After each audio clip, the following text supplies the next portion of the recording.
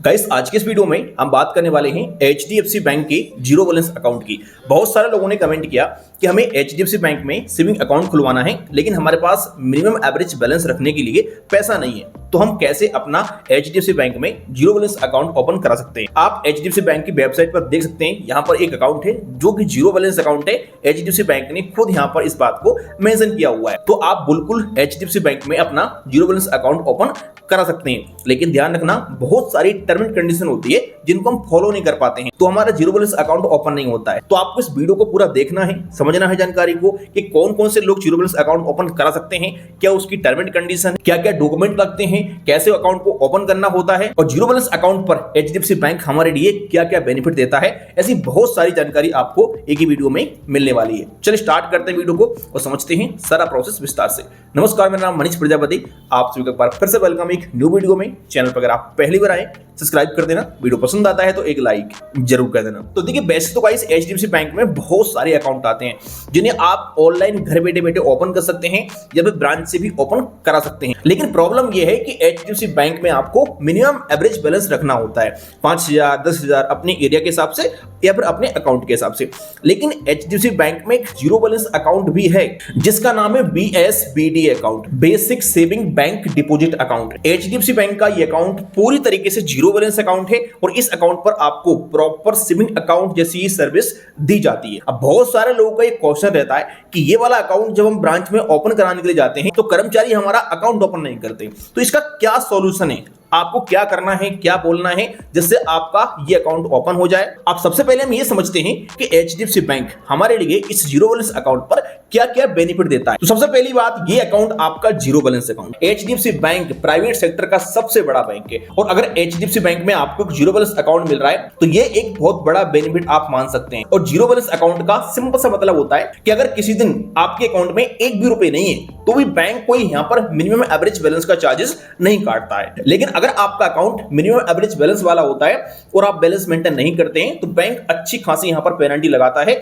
और आपसे अच्छा खासा पैसा वसूलता है। तो जीरो बैलेंस अकाउंट का एक बहुत बड़ा फायदा ये हो जाता है। इसके अलावा एचडीएफसी बैंक का अगर आप ये बीएसबीडी अकाउंट ओपन कराते हैं तो आपको कोई इनिशियल फंडिंग नहीं करना होता है। वैसे अगर आप नॉर्मली कोई दूसरा अकाउंट ओपन कराते हैं एचडीएफसी बैंक में तो वहां पर आपको 10,000 15,000 इस प्रकार से चेक द्वारा इनिशियल फंडिंग करनी पड़ती है अकाउंट को ओपन कराते समय।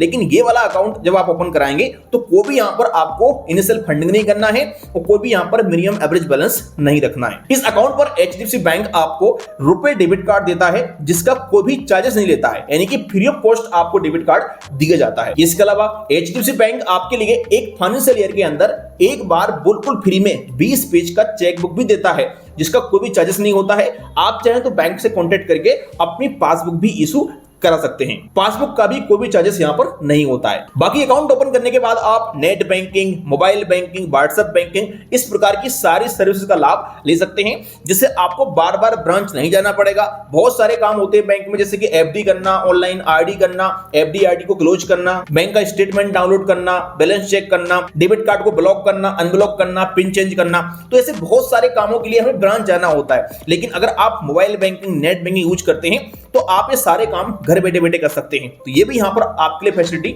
मिल जाती है इस अकाउंट पर। इसके अलावा एचडीएफसी बैंक इस अकाउंट का स्टेटमेंट हर महीने आपकी ईमेल आईडी पर बिल्कुल फ्री ऑफ कॉस्ट आपको सेंड कर देगा। तो यहां पर आपको स्टेटमेंट लेने का भी कोई चार्जेस वगैरह नहीं देना होता है। बाकी इस अकाउंट के डेबिट कार्ड से आप किसी भी बैंक के एटीएम मशीन से कैश विड्रॉल कर सकते हैं, एचडीएफसी बैंक के एटीएम मशीन से कैश विड्रॉल कर सकते हैं। इसके अलावा आप ब्रांच में जाके भी कैश विड्रॉल या फिर कैश डिपॉजिट कर सकते हैं अपने अकाउंट में। इसके अलावा इस अकाउंट पर आपको एचडीएफसी बैंक इंटरेस्ट भी प्रोवाइड कराता है। जो भी आप अपने अकाउंट में बैलेंस रखते हैं इस पर आपको 50 लाख से नीचे के अमाउंट पर 3% का पर एनम इंटरेस्ट मिलता है, जो कि हर तिमाही में आपके अकाउंट में क्रेडिट हो जाता है। इस अकाउंट में आप एफडी कर सकते हैं, आरडी कर सकते हैं। एफडी पर बैंक आपके लिए 4% से लेकर के 7% पर एनम का इंटरेस्ट प्रोवाइड करता है और ये इंटरेस्ट समय समय पर घटता बढ़ता रहता है आरबीआई की रेपो रेट और रिजर्व रेपो रेट के हिसाब से। तो आप लेटेस्ट इंटरेस्ट एक बार जरूर चेक कर लेना। तो इस प्रकार के बहुत सारे बेनिफिट आपको इस अकाउंट पर मिल जाते हैं। अगर मैं सिंपल सी बात करूं तो इस अकाउंट पर आपको सेविंग अकाउंट के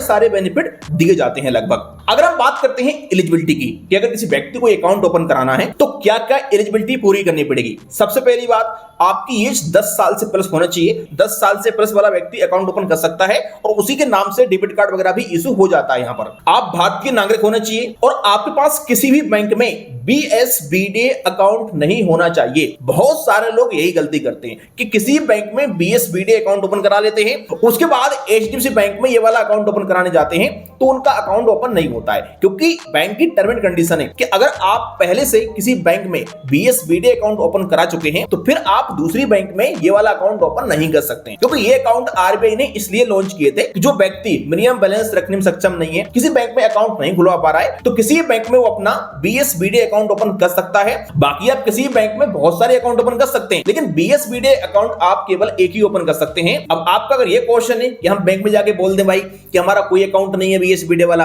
तो बैंक अकाउंट ओपन कर देगा? नहीं, बैंक प्रॉपर यहां पर चेक करता है सारी एलिजिबिलिटी, क्योंकि बैंक खुद नहीं चाहता है कि आपका अकाउंट ओपन हो जाए, क्योंकि बैंक चाहता है मिनिमम बैलेंस अकाउंट ओपन करना। जब आप अपने अकाउंट में मिनिमम बैलेंस रखोगे तो उस पैसे को बैंक लोन पर देगा, इंटरेस्ट कमाएगा काफी अच्छा, और फिर आपको कुछ इंटरेस्ट देगा। तो यहां पर बैंक का प्रॉफिट होता है मिनिमम एवरेज बैलेंस वाले अकाउंट में, तो बैंक यहां पर फोकस करता है मिनिमम बैलेंस वाले अकाउंट ओपन करने पर। ये वाले अकाउंट तो एक तरीके से बैंक को मजबूरी में रखने पड़ते हैं RBI की गाइडलाइन से, इसलिए। और अगर आप मिनिमम बैलेंस नहीं रखते हो तो चार्ज काटता है, तो इधर से भी पैसे वसूलता है आपसे। तो जब आप अकाउंट ओपन करने जाओगे तो बैंक प्रॉपर वहां पर चेक करता है कि आपका कोई पहले से BSBD वाला किसी बैंक में अकाउंट खुला तो नहीं है, तो आपको इस पॉइंट का ध्यान रखना है। इसके अलावा आपका पहले से HDFC बैंक में भी कोई भी सेविंग अकाउंट नहीं होना चाहिए और आपकी कोई KYC नहीं होना चाहिए, तभी आपका अकाउंट ओपन होगा। अगर हम डॉक्यूमेंट की बात करते हैं कि अकाउंट ओपन कराने के लिए क्या क्या डॉक्यूमेंट लगते हैं, तो यहां पर आपको आधार कार्ड लगता है, पैन कार्ड लगता है। अगर पैन कार्ड नहीं है तब भी अकाउंट ओपन हो जाता है,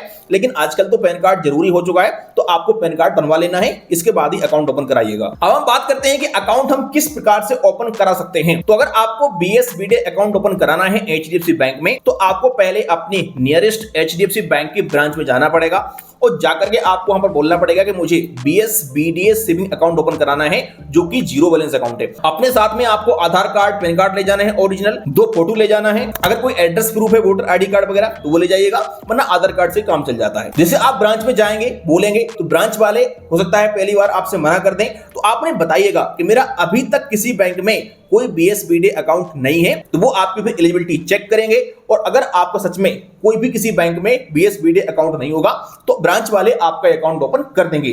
अगर आप सारी एलिजिबिलिटी पूरी कर रहे हैं और ब्रांच वाले आपका अकाउंट ओपन नहीं कर रहे हैं, तो आप ब्रांच में बोलिएगा कि मुझे आप लिख के दीजिएगा कि मैं आपका अकाउंट इस कारण से ओपन नहीं कर रहा हूं, क्योंकि RBI की गाइडलाइन है कि अगर आप प्रॉपर बैंक के लिए डॉक्यूमेंट दे रहे हैं, प्रॉपर एलिजिबिलिटी पूरी कर रहे हैं, तो बैंक अकाउंट ओपन करने से मना नहीं कर सकता है। लेकिन अगर फिर भी बैंक आपका अकाउंट ओपन नहीं करता है तो आप RBI के पास कंप्लेंट भी कर सकते हैं। जैसे आप कंप्लेंट करते हैं तो 1 महीने के अंदर बैंक के लिए RBI को जवाब देना पड़ेगा इस बात का कि आपका अकाउंट ओपन क्यों नहीं किया है। देखो, ये अकाउंट आपका ऑनलाइन तरीके से ओपन नहीं होता है। अगर आप सोच रहे हैं कि इस अकाउंट को मैं घर बैठे बैठे वीडियो कॉल से ओपन कर लूं, तो ये पॉसिबल नहीं है। किसी बैंक में आपका ये अकाउंट ऑनलाइन तरीके से ओपन होता ही नहीं है। लेकिन इस अकाउंट के कुछ नेगेटिव पॉइंट भी हैं। ऐसा नहीं है कि जीरो बैलेंस अकाउंट है तो फायदा ही फायदा है, बहुत सारे नेगेटिव पॉइंट हैं। जैसे कि इस अकाउंट में आप पूरे 1 साल के अंदर 1 लाख रुपए से ज्यादा नहीं रख सकते हैं। इसके अलावा कभी भी आपके अकाउंट में 50,000 रुपए से ऊपर बैलेंस नहीं होना चाहिए। इतना ही नहीं, पूरे 1 महीने के अंदर आप इस अकाउंट से 10,000 रुपए से ऊपर का लेन देन नहीं कर सकते हैं। तो यहाँ पर आपको ये 3 चीजों का ध्यान रखना है। 1 साल के अंदर 1 लाख से अधिक का लेन देन नहीं कर सकते हो,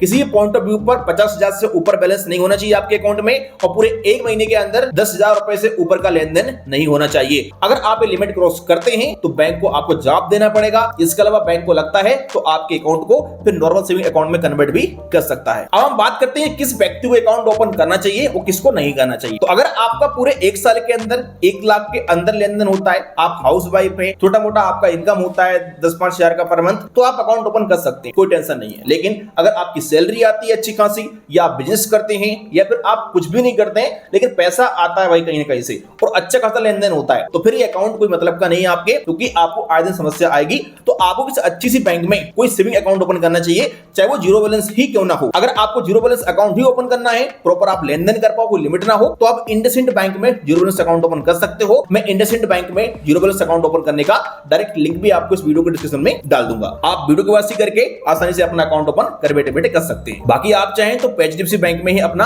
कोई मिनिमम बैलेंस वाला अकाउंट ओपन कर सकते हैं। मिनिमम बैलेंस वाले अकाउंट में कोई यहां पर लिमिट आपको नहीं मिलेगी, फिर आप अनलिमिटेड लेन देन कर सकते हो। तो आई होप कि आज के इस वीडियो में आप समझ गए होंगे एचडीएफसी बैंक के जीरो बैलेंस अकाउंट के बारे में सारी जानकारी। अगर आपको वीडियो पसंद आए लाइक करेगा। चलिए मिलते हैं किसी नेक्स्ट वीडियो में।